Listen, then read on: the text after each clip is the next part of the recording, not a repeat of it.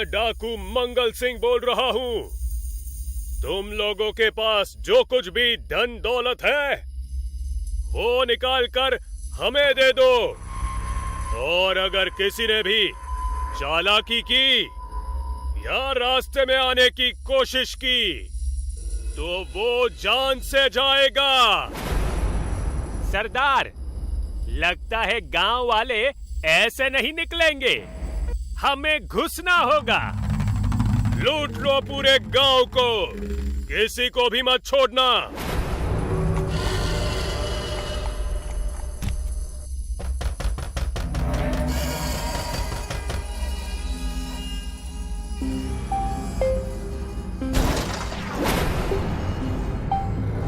उठ, हमारे सरदार गला फाड़ रहे हैं और तू घोड़े बेचकर सो रहा है। चल उठ जा।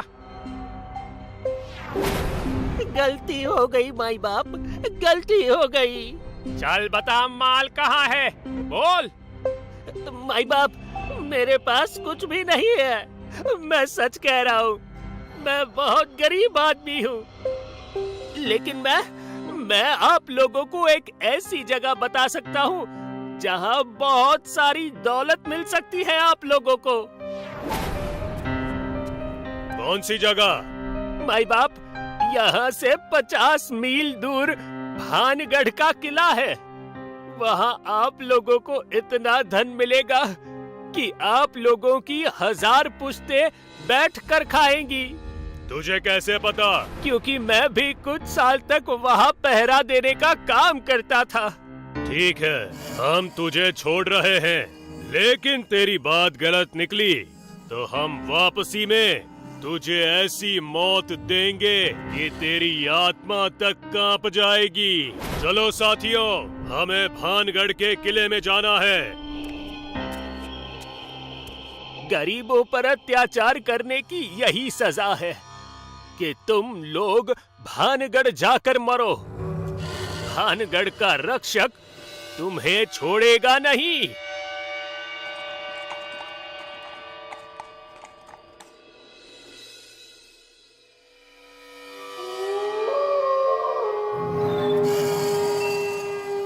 सरदार, यहाँ तो किला दिखाई ही नहीं दे रहा है और आगे रास्ता भी बंद है।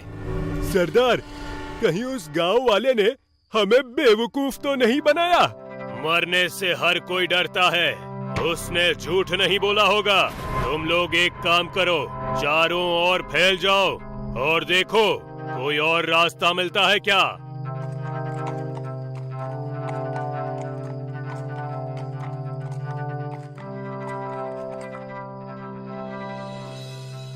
सरदार, मिल गया रास्ता। शायद ये रास्ता भानगढ़ के किले तक जाता है।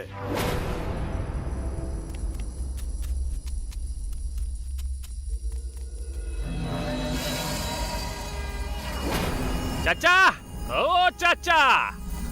हाँ बेटा, बोलो।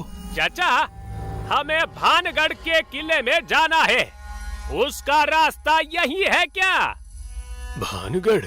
लेकिन तुम लोग इतनी रात को वहाँ क्यों जा रहे हो?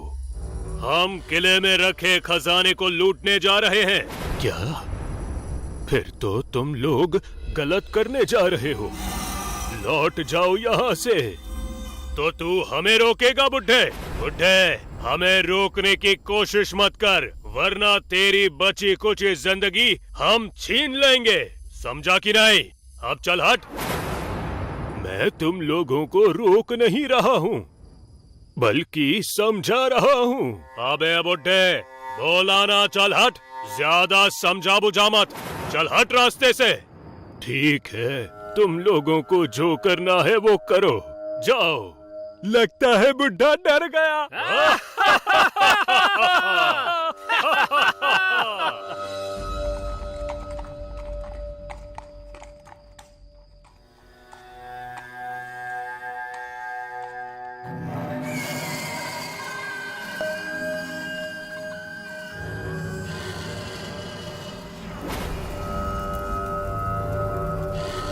किला तो बहुत बड़ा है, लगता है अंदर खजाना भी बहुत मिलेगा हमें।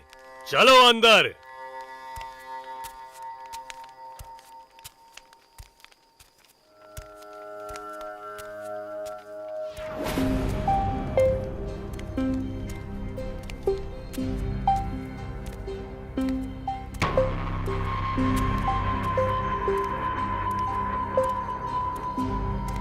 सरदार, किला अंदर से भी बहुत बड़ा है, लेकिन खजाना कहाँ होगा कुछ समझ नहीं आ रहा है। जहाँ भी होगा हमारी नजरें उसे ढूंढ ही लेगी। सरदार, उस कमरे से रोशनी बाहर आ रही है। लगता है वहाँ कुछ है।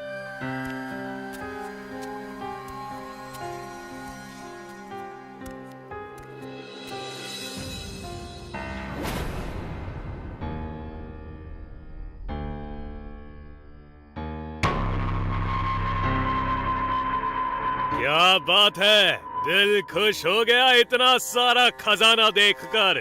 सचमुच इस भानगढ़ किले में इतना खजाना है कि हमारी 1000 पुश्ते बैठकर खाएंगी। आपने सही कहा सरदार। सरदार, अब हमें देर नहीं करनी चाहिए। सारा खजाना बोरी में भरते हैं और निकल चलते हैं। तुम सही कह रहे हो लाखा, जल्दी से सब कुछ बोरी में भर दो।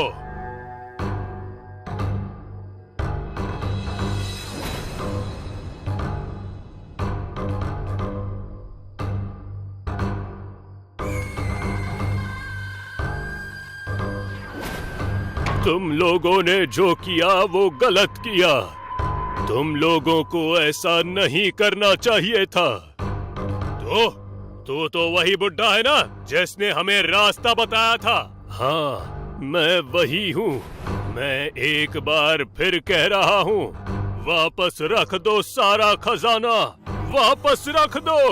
सुन बे बुड्ढे, हम इतनी दूर खाली हाथ वापस जाने के लिए नहीं आए हैं। हम तो खजाना लेकर ही जाएंगे। मेरे रहते तुम लोग इस किले से एक कंकड़ भी नहीं ले जा सकते। अगर तुम्हें अपनी जान प्यारी हो तो वापस चले जाओ। तू रोकेगा बुड्ढे हमें? तू है कौन? भानगढ़ का रक्षक भान सिंह हूँ मैं। भानगढ़ का रक्षक?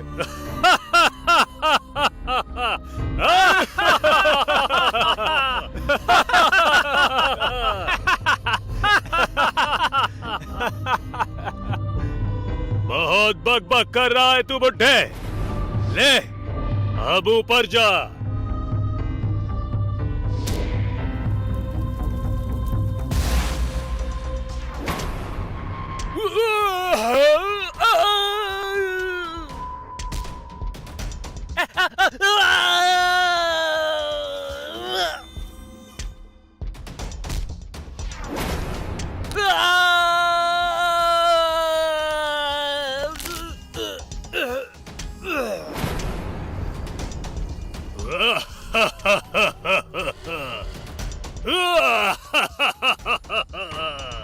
भान सिंह के रहते भानगढ़ का कोई बाल भी बांका नहीं कर सकता, क्योंकि मैं हूँ भानगढ़ का रक्षक।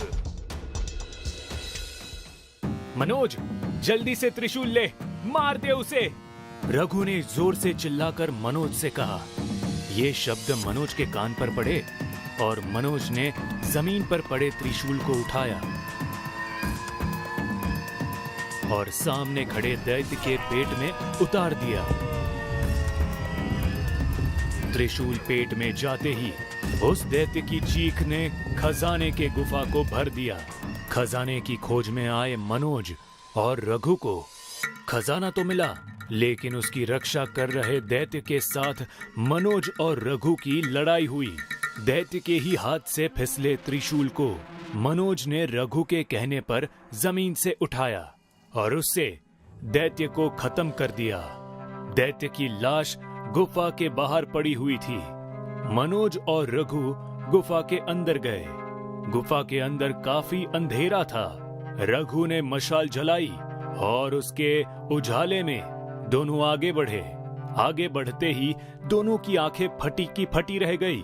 सामने हीरे, मोती और सोने से खचाखच भरे कई 100 बक्से थे। उनकी चमक से मनोज और रघु की आंखों में सोने का रंग उतर आया। मनोज ने अपने आप को संभाला और 4 कदम आगे जाने के बाद उसने चमक रहे बड़े से हीरे को उठाने के लिए हाथ आगे बढ़ाया और एक काले नाग ने फिस से फन निकालकर मनोज को डस लिया।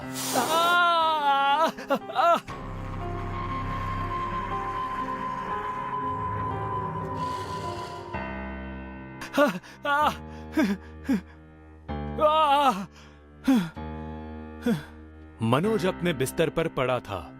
उसने आंखें खोली तो उसके सामने रघु सुबह की चाय लेकर खड़ा था।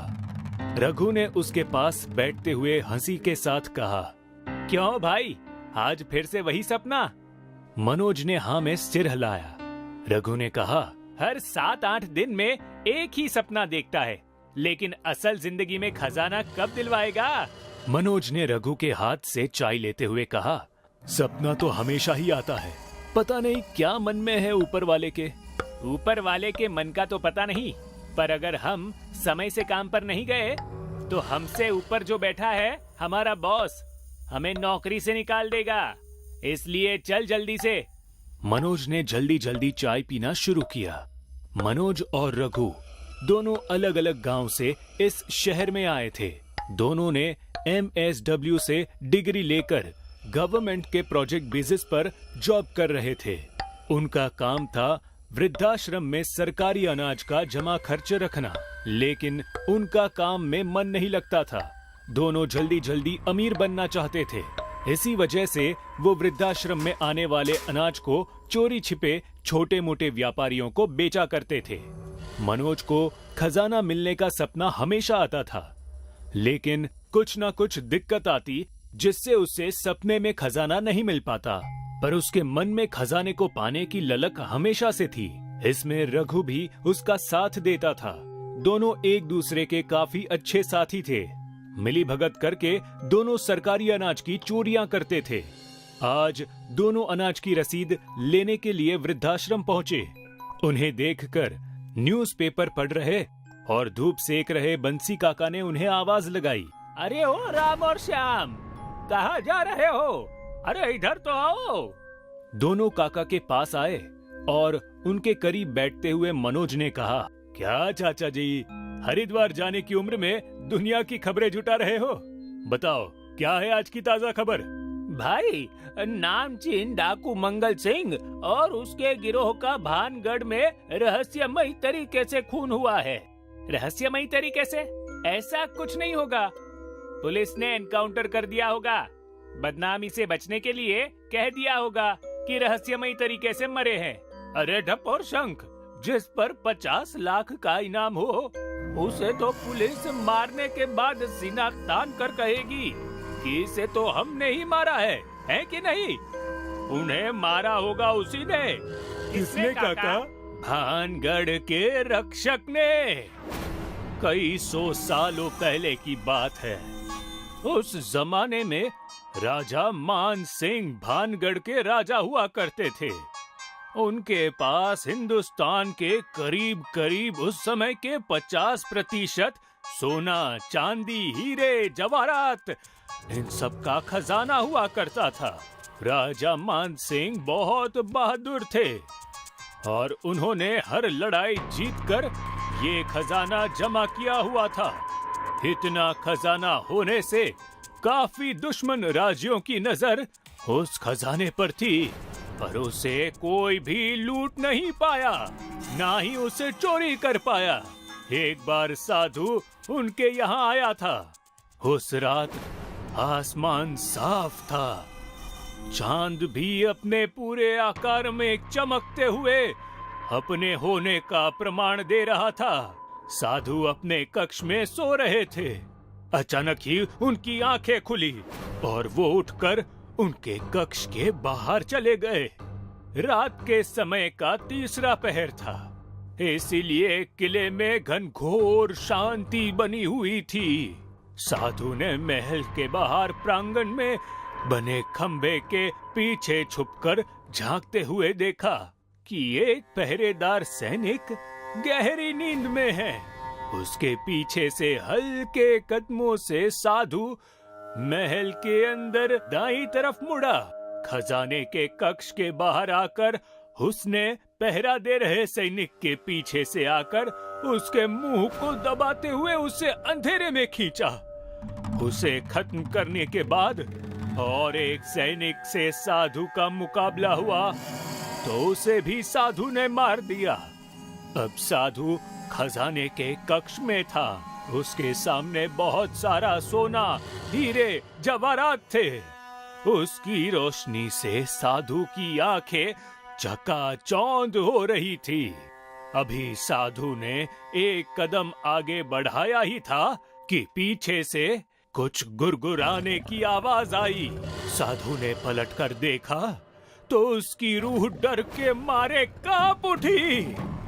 बड़े दांत वाला, लंबे नाखूनों वाला और शैतानी शक्ल सूरत वाला एक लंबा सा शैतान उसके सामने खड़ा था। साधु कुछ कर पाए उसके पहले ही उस शैतान ने साधु के गले पर अपने लंबे नाखूनों से वार किया। सर से खून के छींटे साधु के गले से निकले और साधु जमीन पर जा गिरा। तड़पते हुए उसके प्राण पखेरु उड़ गए। महल के प्रांगण में साधु का शव पड़ा था। अगल बगल कुछ सैनिक, मंत्री और राजा मान सिंह खड़े थे। महामंत्री ने राजा से कहा, खुद को सिद्ध पुरुष कहलाने वाला ये एक ढोंगी पाखंडी साधु था जो कि किले में चोरी करने आया था। हमारा खजाना या उस कक्ष की कोई चीज हमारे और हमारे परिवार के सिवा कोई दूसरा व्यक्ति छू तक नहीं सकता। जो भी ऐसा करेगा उसका यही हश्र होगा। घनघोर जंगल की खामोशी में कुछ कदमों की हलचल महसूस हुई। तभी घास खाते हुए एक हिरन ने अपने कान खड़े किए, लेकिन अगले ही पल उसने फिर से चरना शुरू किया। वहीं दूसरी ओर एक बाण उसे अपना निशाना बनाने के लिए तैयार था। ये निशाना ताने हुए धीरे धीरे राजकुमारी विद्या हिरन के करीब जा रही थी। अब हिरन राजकुमारी के बिल्कुल सही निशाने पर था। तभी उसे पीछे से कुछ गुरगुराने की आवाज आई। राजकुमारी ने पीछे मुड़कर देखा तो सामने एक तेंदुआ राजकुमारी पर हमला करने के लिए बिल्कुल तैयार था। अगले ही पल वो राजकुमारी की तरफ कूद पड़ा। राजकुमारी की आंखें फटी की फटी रह गई, लेकिन तभी एक सपाट से आए एक बाण ने तेंदुए के गर्दन को भेदा। तेंदुए ने जमीन पर गिरते ही दम तोड़ा। महामंत्री के बेटे धनानंद का वो बाण था जिसने तेंदुए की जान ली। धनुष्य अपने कंधे पर रखकर धनानंद ने विद्या के पास आकर कहा, आज हम सही समय पर आए, नहीं तो इस तेंदुए ने तो आपको हमसे छीन ही लिया था। आपके रहते हमें कुछ नहीं हो सकता। लेकिन आपके पिता के राज्य में हमारा प्रेम ज्यादा समय तक सुरक्षित नहीं रह पाएगा। ये राजपाट से ज्यादा महत्वपूर्ण आपका प्यार है हमारे लिए। इसीलिए तो कह रहे हैं कि खजाने के कक्ष में जो कांच का बक्सा बना हुआ है उसे जल्द से जल्द हमें दे दो। उस बक्से में नक्शा है जो हमें इस राज्य से गुप्त तरीके से निकलने का रास्ता बता सकता है। उसे जल्द से जल्द हासिल करें और फिर हमें हमारी अपनी जिंदगी जीने से कोई नहीं रोक सकता। पर उस नक्शे के बिना हम यहाँ से निकल नहीं सकते, और अगर हम वैसे ही तुम्हारे किले से भागे तो कुछ ही समय के अंदर हम पकड़े जाएंगे। तुम चिंता मत करो, आज रात को तुम्हारे हाथ में वो नक्शा होगा। रात के दूसरे पहर जब आधे से ज्यादा किला नींद की आगोश में था, वहीं धनानंद के कमरे के दिए अब तक जल रहे थे। तभी आवाज में महामंत्री अपने बेटे धनानंद से कह रहे थे, कुछ भी करके हमें वो नक्शा चाहिए। उसके जरिए ही हम राजा विश्वनाथ की मदद कर सकते हैं। एक बार दुश्मन राज्य की सेना यहाँ तक गुप्त रास्ते से आ गई, फिर तो राजा मान सिंह को परास्त होने से कोई नहीं बचा सकता, कोई नहीं। तभी धनानंद की नजर उनकी बातों को सुन रहे एक साये की तरफ गई। धनानंद उस साये की तरफ बढ़ा, लेकिन जैसे ही उस साये ने धनानंद को अपने ओर आते देखा, वो साया वहां से भाग गया। लगता है उसने हमारी बातें सुन ली, खत्म कर दो उसे। धनानंद उस साये के पीछे अपनी नंगी तलवार लेकर कक्ष के बाहर गया। एक मशाल के उजाले के नीचे से उस साये को भागते धनानंद ने देखा तो वो चौंक गया। वो कोई और नहीं बल्कि राजकुमारी विद्या थी, जो कि खजाने के कक्ष से कांच का बक्सा लेकर धनानंद के साथ भाग जाने के उद्देश्य से धनानंद के कक्ष में आई थी। महामंत्री की बातें सुनकर उसके होश उड़ गए और वो वहां से भागी। राजकुमारी विद्या एक अंधियारे किले के गलियारे में पहुंची। धनानंद भी उसके पीछे भागता चला गया। भागते भागते अंधेरे से सने एक गुप्त दरवाजे के अंदर राजकुमारी ने प्रवेश किया। वो एक कक्ष में आई। उसके पीछे पीछे धनानंद भी वहां पहुंचा। थोड़ा हाफते हुए धनानंद की नजर राजकुमारी के हाथ के बक्से की तरफ गई। उसने मुस्कुराते हुए कहा, चलो अच्छा हुआ कि तुम्हें सारी सच्चाई पता चल गई। चलो वो बक्सा दे दो और मरने के लिए तैयार हो जाओ। राजकुमारी ने नामे गर्दन हिलाई। धनानंद राजकुमारी की तरफ बढ़ा और उसने राजकुमारी पर तलवार चलाने ही चाहिए कि धनानंद की दिल दहला देने वाली चीख निकली। उसने अपने पेट की तरफ देखा तो उसकी लगभग सारी हथेलियां बाहर आ चुकी थी। वो धम्म से जमीन पर जा गिरा। भानगढ़ के रक्षक ने धनानंद के पीठ में अपने धारदार नाखून घुसाए थे। राजकुमारी गुप्त दरवाजे से भागते भागते जिस कक्ष में आई थी, वो कक्ष खजाने का कक्ष था, जिसकी रक्षा कर रहा था भानगढ़ का रक्षक। राजा मानसिंह और उसके वंशज के बिना कोई भी दूसरा उस कमरे में नहीं आ सकता था। भानगढ़ के रक्षक का खौफनाक रूप और सामने मरे पड़े धनानंद को देखकर राजकुमारी विद्या बेहोश होकर नीचे गिर पड़ी। ये कहानी सुनकर मनोज और रघु दोनों सन्न रह गए। उस खजाने के कक्ष में आज भी कोई नहीं जा सकता, बशर्ते वो राजा मानसिंह का वंश ना हो। तो चलो भाई, बड़ी बातें कर ली, मैं जरा अब आराम करने जाता हूँ। ऐसा कहकर बंसी काका वहां से चले गए। कुछ सोचते हुए मनोज ने रघु से कहा, कुछ समझा? राजा का वंश अभी भी उस खजाने के कक्ष में जा सकता है। अगर हम उसके वंश को ढूंढते हैं तो सोच, खजाने के मालिक सिर्फ हम ही रहेंगे। दुनिया के पहले 10 अमीर लोगों में अपनी गिनती होगी। पर उसके वंशज होंगे कहाँ? हाँ, जो खजाने का सपना आता है ना, हमेशा इसीलिए आता था। गुरु, अब हमें अमीर बनने से कोई भी नहीं रोक सकता। बस हमें अब ढूंढना राजा मानसिंह के वंश को है। गुरु, अब हमें अमीर बनने से कोई नहीं रोक सकता। बस हमें अब राजा मानसिंह के वंश को ढूंढना है। ऐसा बोलकर मनोज और रघु वहां से वृद्ध आश्रम की ओर निकल गए। उन्होंने अपना काम खत्म किया और शाम को वापस घर को निकले। मनोज, पर तेरे सपने से हमें राजा के वंश का पता कैसे चलेगा? मुझे गांव के लोगों के सपने भी आते हैं, शायद उससे हमारी कोई मदद हो जाए। आज रात तेरा सपना ही हमारे भाग्य खोलेगा। ऐसा कहकर दोनों घर पहुँचे। रात हो चुकी थी। मनोज और रघु दोनों काफी थक चुके थे, लेकिन खजाने की लालच ने उनकी आंखें खोल रखी थी। मुझे नींद नहीं आ रही है भाई। एक काम कर, ये नींद की गोली खा और सो जा। ठीक है। मनोज ने नींद की गोली खाई और उसको नींद आ गई। मनोज एक लंबे रास्ते पर चल रहा था। रास्ते के आसपास हीरे, मोती और सोना बिछा हुआ था। रास्ते के अंत में एक छोटी सी झोपड़ी थी। इतना सारा सोना, और उस झोपड़ी में कौन होगा? चलो देखता हूँ। मनोज ने जैसे ही झोपड़ी का दरवाजा खोला, तो उसके अंदर एक काफी गरीब सा दिखने वाला आदमी था। बड़ी दाढ़ी, फटे पुराने कपड़े और हर जगह बिखरी हुई दारू।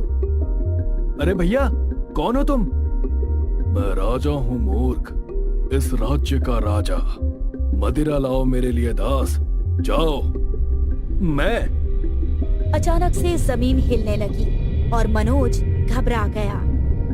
ये क्या हो रहा है? बचाओ, बचाओ! वो झोपड़ी गिरने लगी और उसकी पूरी छत मनोज पर आ गिरी।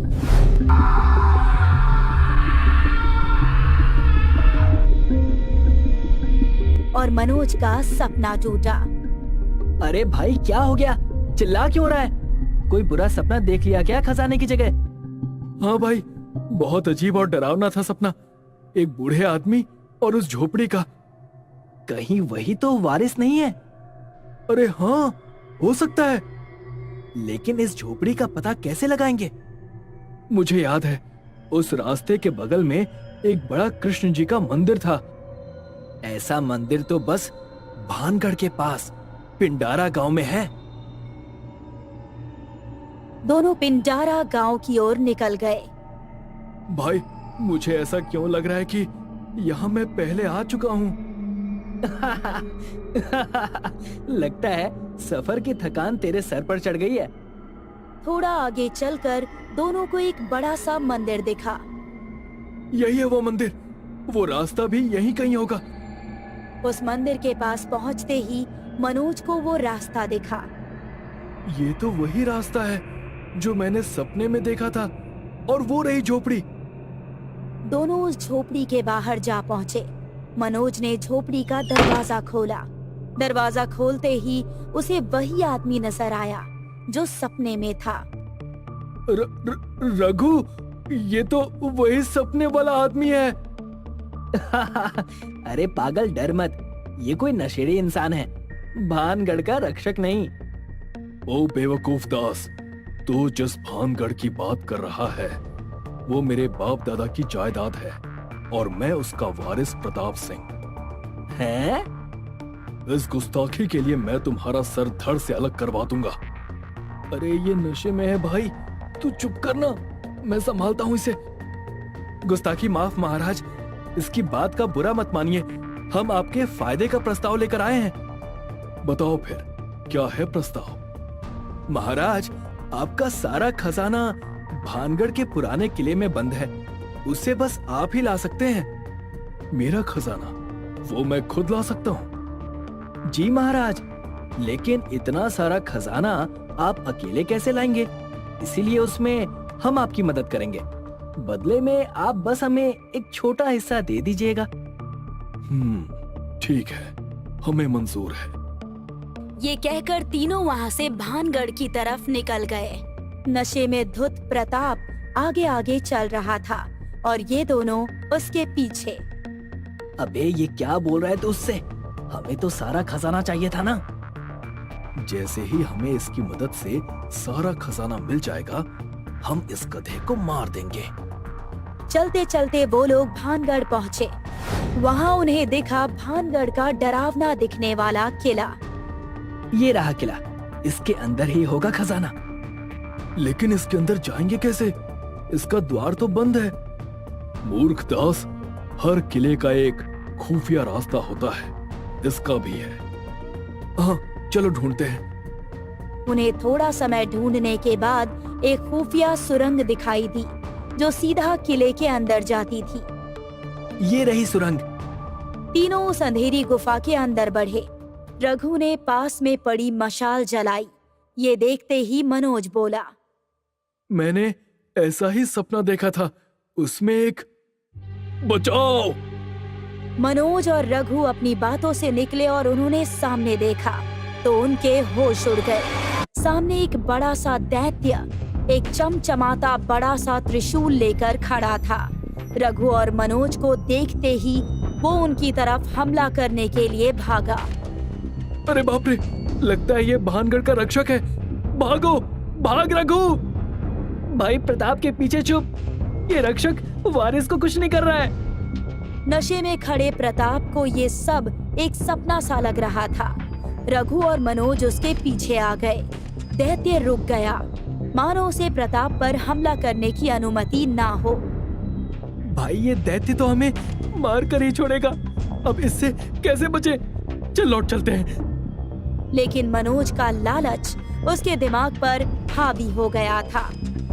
अब तो मैं खजाना लेकर ही जाऊंगा। इससे पहले कि ये रक्षक हमें मार दे, हमें इसे मारना होगा। तू पागल हो गया है क्या?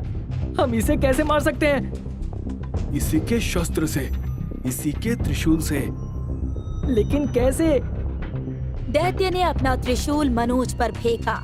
मनोज फुर्ती से उस त्रिशूल से बच गया और वो त्रिशूल गुफा की दीवार पर जा लगा।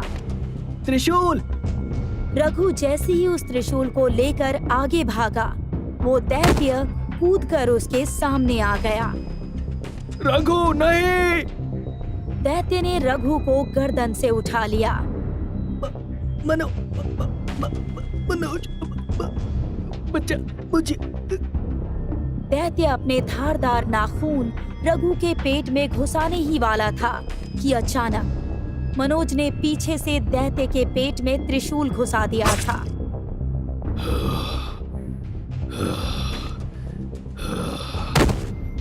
और वो दैत्य वहीं पर ढेर हो गया। उस दैत्य की चीख से गुफा की छत कांपने लगी और उसका बाहर निकलने का रास्ता बंद हो गया। वाह मनोज, तूने भानगढ़ के रक्षक से मेरी रक्षा की। मौत के मुंह से वापस आकर भी तुझे मजाक सूझ रहा है। वैसे ये त्रिशूल काफी कीमती लगता है, इसे लेके चलता हूँ। तेरा लालच तो कभी खत्म ही नहीं होगा। दास, चलो, अब तक खजाना मिला नहीं है मेरा। भानगढ़ के रक्षक को तो खत्म कर दिया, अब बस खजाने तक पहुंचना है। वैसे रक्षक तो अब मर गया है, तो अब इसका क्या काम? और अचानक से मनोज ने आगे चल रहे प्रताप के पीठ में त्रिशूल उतार दिया। वो त्रिशूल प्रताप के सीधे आर पार हो गया और वो वहीं खत्म हो गया। और वो दोनों आगे बढ़ने लगे और किले के अंदर पहुंचे। आंखें खोल के ढूंढ, जहां सोने की चमक दिखे वहीं होगा खजाना। अंधेरे में थोड़ा ढूंढने पर रघु को एक कक्ष से रोशनी आती हुई दिखाई दी। भाई जल्दी आ यहाँ, लगता है मिल गया। मनोज भागते भागते आया। वाह, लगता है इसी कमरे में है खजाना। कमरे के अंदर घुसते ही उन्होंने कुछ ऐसा देखा कि उनकी आंखें फटी की फटी रह गई। उस कमरे में सोने, चांदी और जवाहरात से खचाखच भरे कई 100 बक्से पड़े थे। उनकी चमक से उन दोनों की आंखें जगमगा उठी। इतना बड़ा खजाना तो मैंने अपने सपने में भी नहीं देखा भाई। मैंने देखा है भाई, ये वही खजाना है, लेकिन मुझे अपना सपना ठीक से याद नहीं आ रहा। रघु और मनोज ने अपने आप को संभाला। रघु ने 4 कदम बढ़ाया और एक बड़े से हीरे को उठाने के लिए अपना हाथ बढ़ाया। मनोज को कुछ याद आया और वो चिल्लाया, संभल कर। अचानक से एक काले नाग ने फन निकाला और रघु को डस लिया। रघु दर्द से चीखने लगा। बचाओ! बचाओ! बचाओ! रघु दर्द से चीख कर नीचे गिर पड़ा। उसके बाद जो हुआ वो उसने सपने में भी नहीं सोचा था। वो नाग अपना रूप बदलकर एक इंसानी दानव बन गया। रघु! कौन हो तुम? मुझे नहीं पहचाना? मैं हूँ भानगढ़ का असली रक्षक। लेकिन हमने तो तुम्हें मार दिया था ना। मूर्ख इंसानों, तुम्हें क्या लगा इतना आसान होगा मुझे मारना? मैं कोई ऐसा वैसा दानव नहीं, भानगढ़ का रक्षक हूँ। वो राक्षस जिसे तुमने मारा, वो तो बस मेरा एक अंश था। मेरे रहते हुए भानगढ़ के खजाने को कोई छू भी नहीं सकता। ऐसा कहकर उसने रघु को गर्दन से उठा लिया। मुझे माफ कर दो, मैंने लालच में आकर बहुत बड़ी गलती कर दी। प्लीज मुझे माफ कर दो। इस गलती की सजा सिर्फ मौत है। मुझे नहीं मरना, मुझे नहीं मरना। राक्षस ने रघु को उठाया और जमीन पर जोर से पटक दिया। रघु के सर से खून बहने लगा और उसकी वही मौत हो गई। मनोज ये सब देखकर घबरा गया और माफी मांगने लगा। माफ कर दो मुझे, माफ कर दो मुझे। मैंने बहुत बड़ी गलती कर दी, मुझे बख्श दो। मैं दोबारा कभी भानगढ़ की तरफ नहीं देखूंगा। छोड़ दो मुझे, छोड़ दो। तू तो सबसे बड़ा लालची है। पिछली बार मरकर भी तेरा लालच खत्म नहीं हुआ। मैं समझा नहीं। ये सपने जो तुझे आते हैं ये यूं ही नहीं आते मूर्ख, क्योंकि तू वही पापी धनानंद है जो पिछली बार मेरे हाथों मरा था। जन्म भले ही दूसरा हो पर लालच तो तुझे पहले वाला ही है। मुझे माफ कर दो, मुझे छोड़ दो, माफ कर दो मुझे। तेरे जैसे लालची इंसान की मौत तो मेरे हाथों ही लिखी है।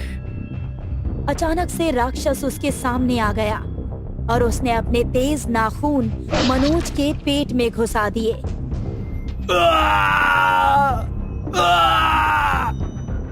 मनोज की अतड़ियां बाहर आ गई थी। तूने कहा था ना कि तू कभी भानगढ़ की तरफ मुड़कर नहीं देखेगा।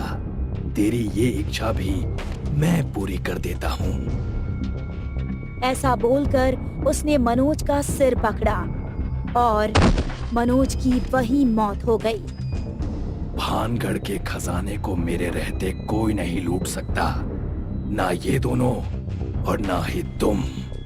अगर किसी ने भानगढ़ के खजाने की तरफ आने की हिम्मत भी की तो वो कभी वापस नहीं जा पाएगा।